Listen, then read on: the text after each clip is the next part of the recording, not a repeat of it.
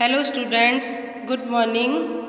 We are discussed about chapter number 3 from EVS. We are special, जिसमें हम बात कर रहे थे ब्लाइंड पर्सन्स के बारे में, जिनके लिए ब्लाइंड स्कूल रेडी किए जाते हैं एंड स्क्रिप्ट तैयार की जाती है जिसको हम ब्रेली स्क्रिप्ट बोलते हैं, जिसकी सहायता से बच्चे जो हैं अल्फ़ाबेट आइडेंटिफाई करके राइट और रीड करना सीखते हैं। नेक्स्ट टॉपिक है हमारा students invention of Braille script. Braille script का इन्वेंशन कैसे तैयार हुई, ब्रेली स्क्रिप्ट जो है उसका इन्वेंशन किसने किया और कैसे किया। उससे पहले ऊपर ब्रेली स्क्रिप्ट दिया हुआ है। ब्रेली स्क्रिप्ट की हेल्प से आपको अपना नाम इन 6 रेज्ड डॉट्स के अंदर लिखना है। जैसे मैंने आपको इंडिया लिखना बताया था, जस्ट लाइक आपको अपना नेम ब्रेली स्क्रिप्ट की हेल्प से यहाँ पर लिखना है। अब इन्वेंशन कैसे हुआ था ब्रेली स्क्रिप्ट का, उसके बारे में हम जानेंगे कि लुइस ब्रेली नाम के एक साइंटिस्ट थे जिन्होंने इस ब्रेली स्क्रिप्ट का इन्वेंशन किया था। उनके बारे में, लुइस ब्रेली के बारे में पढ़ेंगे हम, कैसे उन्होंने रेडी की। When Braille was 3 years old, जब ब्रेली 3 साल के थे, he was playing in his father workshop and injured his eyes। तो वो अपने पापा जहाँ पर काम करते थे, उनकी जो शॉप थी, उनके वहाँ जो है लुइस ब्रेली को आँखों में चोट लग गई थी। He was given the best medical care, उनकी बहुत ज़्यादा से ज़्यादा अच्छे से अच्छा उन्हें मेडिकल ट्रीटमेंट दिया गया। But he was not enough and soon and infected development that made him completely blind. उनका बहुत मेडिकल इलाज कराया गया, उनको मेडिकल केयर दिया गया, बट उनके आइज़ के अंदर इन्फेक्शन होने के कारण उनकी आइज़ वापस नहीं सही हो सकी और वो कम्प्लीटली ब्लाइंड हो गए, मतलब वो अंधे हो गए। आँखों में चोट लग गई, इन्फेक्शन हुआ, जिससे मेडिकल केयर करने के बाद भी वो ठीक नहीं हो पाए और वो जो है ब्लाइंड हो गए। वो पैदा ब्लाइंड नहीं हुए थे स्टूडेंट्स, आइज़ के अंदर इन्फेक्शन होने के कारण वो ब्लाइंड हो गए थे। लुइस ब्रेली जो थे वो एक ब्रिलियंट स्टूडेंट थे। Very difficult to teach him from books not meant. It was very difficult to teach him from books not meant for the blind and hands. It took a lot of time. He was taught using a special technique in a school for the blind. उनको पढ़ाना बहुत difficult होता था क्योंकि उनकी eyes की जो रोशनी थी वो चली गई थी, वो ब्लाइंड थे। तो किसी भी चैप्टर को उनको लर्न कराने के लिए, सिखाने के लिए बहुत ज़्यादा टाइम लगता था। तो उन्होंने कोई भी टेक्निक थी तो उन्होंने सोचा कि उनको एक ब्लाइंड स्कूल में जाना चाहिए और किसी टेक्निक का यूज़ करके वो आगे पढ़ सके, क्योंकि वो एक ब्रिलियंट स्टूडेंट थे, इंटेलिजेंट स्टूडेंट थे। अब क्या हुआ आगे देखते हैं, let's see. One day Braille's teacher, Braille के जो टीचर थे उनका नाम था चार्ल्स बार्बर। क्या नाम था? चार्ल्स बार्बर उनका नेम था, जो कि इंडियन जो आर्मी, मतलब जो आर्मी होती है उसमें वो कैप्टन थे। तो एक दिन लुइस के जो टीचर हैं, चार्ल्स बार्बर नाम था उनका, जो आर्मी में कैप्टन थे, वो एक दिन स्कूल का विज़िट करने आए जहाँ पर ब्रेली पढ़ते थे। ही शॉप्ड अ स्क्रिप्ट बेस, तो वहाँ पर 12 रेज्ड डॉट्स का developed by him for the French army to communicate in darkness without making any sound in the process. तो वहाँ पर उन्होंने देखा कि ब्लाइंड पर्सन्स के लिए 12 रेज्ड डॉट का एक स्क्रिप्ट तैयार की गई है जिसकी हेल्प से जो ब्लाइंड पर्सन है वो पढ़ सकें। तो Louis Braille was highly impressed by the script. तो लुइस ब्रेली जो थे इस 12 डॉट्स की जो स्क्रिप्ट थे उससे बहुत वो इम्प्रेस हुए। He modified the 12 dots writing method into the 6 dot method. तो उन्होंने 12 डॉट्स को मॉडिफाई करके उसको 6 डॉट में कन्वर्ट कर दिया और दोनों साइड 3 डॉट्स, जैसा कि मैंने आपको प्रीवियस वीडियो में बताया था कि left and right both side उन्होंने 3 डॉट्स की ये स्क्रिप्ट तैयार की, जिसमें 2 कॉलम बनाए गए। Therefore this script developed by Louis Braille was given the name Braille script. सबसे पहले उन्होंने अपने लुइस चार्ल्स बार्बर के 12 डॉट्स रेस डॉट्स को देखा, उन्होंने स्क्रिप्ट देखी उन्होंने, फिर उसी से इम्प्रेस होके उन्होंने 6 डॉट की एक स्क्रिप्ट रेडी की, जिसको आगे चलकर ब्रेली स्क्रिप्ट का नाम दिया गया। तो इस तरह से उन्होंने अपने टीचर की हेल्प से, चार्ल्स बार्बर की हेल्प से एक नई ब्लाइंड पर्सन के लिए लुइस ब्रेली ने एक स्क्रिप्ट रेडी की, जिसको ब्रेली स्क्रिप्ट का नाम दिया गया। ओके स्टूडेंट्स, आई होप आपको समझ में आ रहा होगा। नेक्स्ट टॉपिक है हमारा डीफ एंड डम स्कूल्स। अब हम ब्लाइंड स्कूल के बारे में बात कर चुके हैं स्टूडेंट्स, अब हम बात करेंगे डीफ एंड डम। डीफ मतलब जो बहरे होते हैं, डम यानी गूंगे। जो डीफ सुन नहीं सकते, डम बोल नहीं सकते, उन लोगों के लिए भी जैसे ब्लाइंड पर्सन्स के लिए अलग से स्कूल बनाए जाते हैं, उसी तरह से डीफ एंड डम पर्सन्स के लिए भी अलग से स्कूल बनाए जाते हैं। तो पहले विजिट किया था ब्लाइंड स्कूल का, अब हम विजिट करेंगे डीफ एंड डम्प स्कूल का।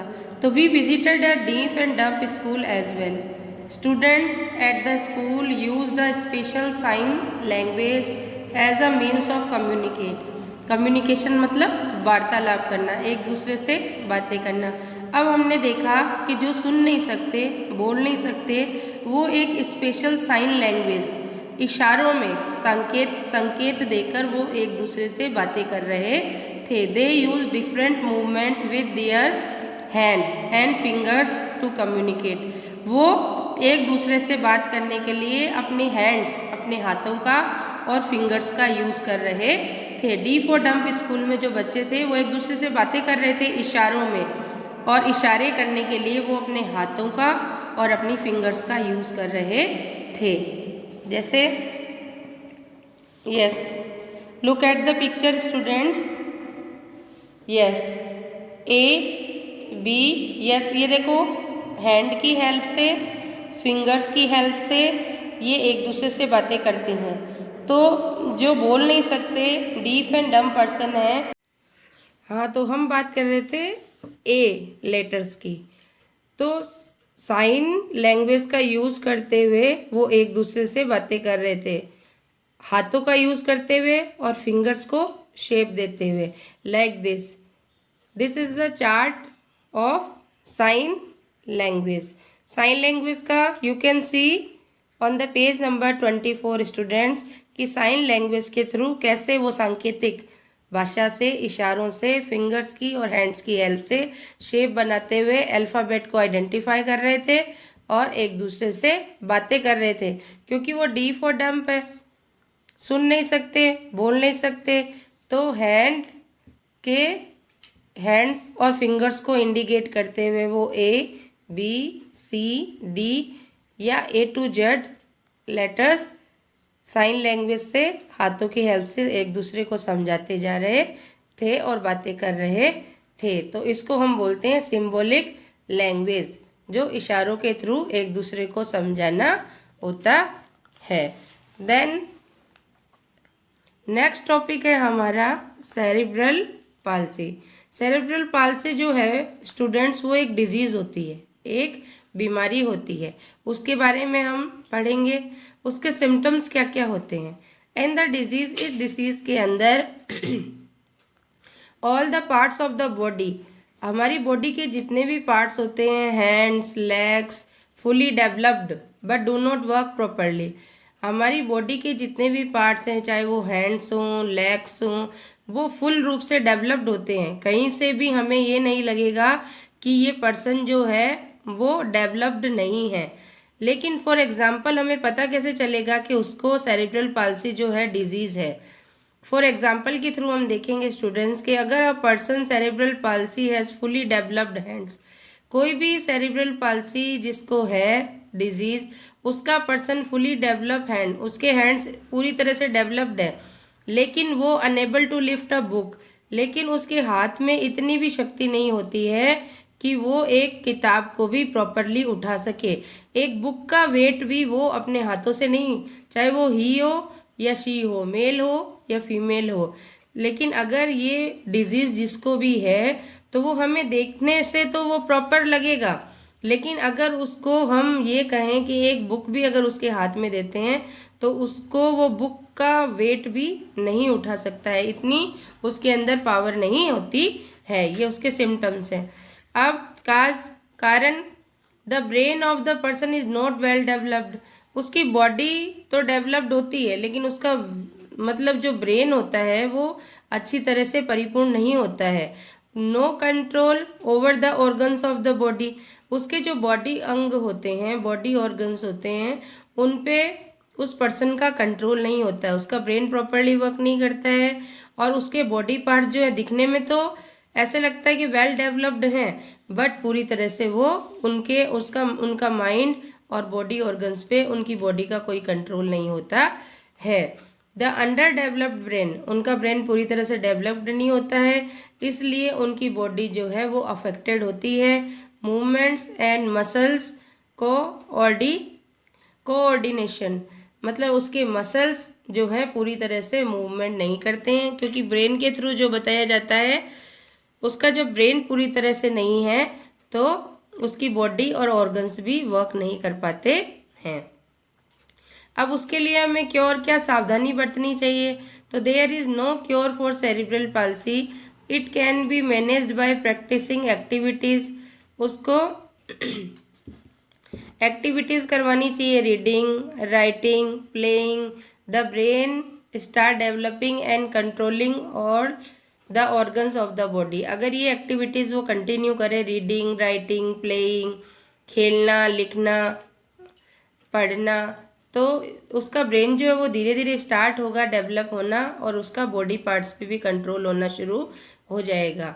Patient becomes normal although he she can not work at a normal speed like people not affected by the cerebral palsy.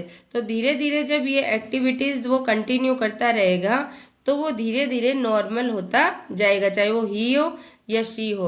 हालांकि उसकी स्पीड जो है एकदम से प्रॉपर पर्सन की तरह नहीं हो पाती है, लेकिन धीरे धीरे जब उसकी कंडीशन सही होने लगती है तो वो नॉर्मल पीपल की तरह बिहेव करने लगता है और वो सेरिब्रल पाल्सी की जो डिजीज़ है उसका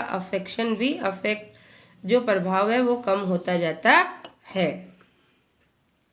नेक्स्ट टॉपिक है स्टूडेंट्स हमारा मेकिंग फ्रेंड्स।